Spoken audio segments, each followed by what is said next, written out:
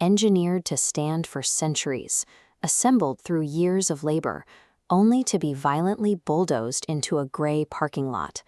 The archives contain thousands of images like this, records of architectural marvels built across the world in the 1800s that no longer exist. These photographs document the scale and intricate neoclassical details of these forgotten complexes, recording a level of craftsmanship that has disappeared from the modern map. Mainstream history explains these losses as the result of urban renewal, shifting architectural tastes, and the tragic citywide fires that once plagued the era. Stone construction is designed for the long term.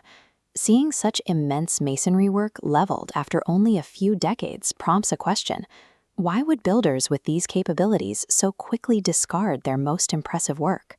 A decentralized online community rejects the official explanations for these missing landmarks. Instead, they treat archival photographs as forensic evidence, scrutinizing them for anomalies that suggest a different technological timeline. The wreckage captured here fuels their skepticism, showing heavy standing columns amidst a field of rubble in ways that defy typical fire-damaged masonry. To these investigators, the archives represent the surviving record of a globally unified civilization that was systematically removed from the history books. This investigation centers on the unified architectural baseline, the observation that complex Romanesque and classical styles appeared simultaneously across nearly every continent.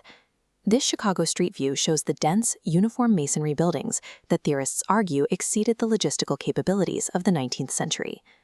The core of the alternative theory reinterprets these designs. It suggests these buildings functioned as electrical foundations, a global network of integrated hardware. Towering spires are viewed through this technological lens, framed as mooring docks for a massive global airship transit system. Inside, massive domes and vaulted ceilings are seen as resonant chambers designed to harness and distribute energy. Even the statues and monuments are recontextualized as bio-resonant components, part of a functional grid rather than just religious or artistic symbols. By identifying these structures as hardware, the theory reframes the entire 19th century built environment as a deactivated global energy grid.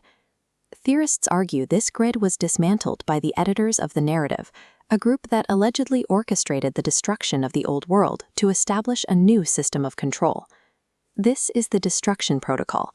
It suggests the great urban fires of the 19th century were deliberate acts used to take these energy nodes offline.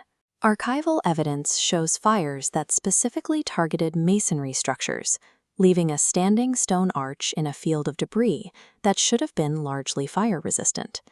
This is often linked to the mud flood theory, the idea that the lower levels of these buildings were intentionally buried to sever their physical connection to the ground. The surviving structures were repurposed to fit a newly written history, turning former energy nodes into government buildings or military installations. To those following this investigation, the rapid demolition of these structures is a denial of access protocol intended to lock humanity out of an advanced technological past. The intricate beauty of these lost structures contrasts sharply with the utilitarian, sterile architecture that became the standard in the 20th century. The archives show the industrial effort required for this transition, as heavy cranes and steel beams were moved into these historic shells to hollow them out and strip them down. This is narrative editing, the claim that records were manipulated to credit a primitive, pre-industrial society with constructing these complex masterpieces.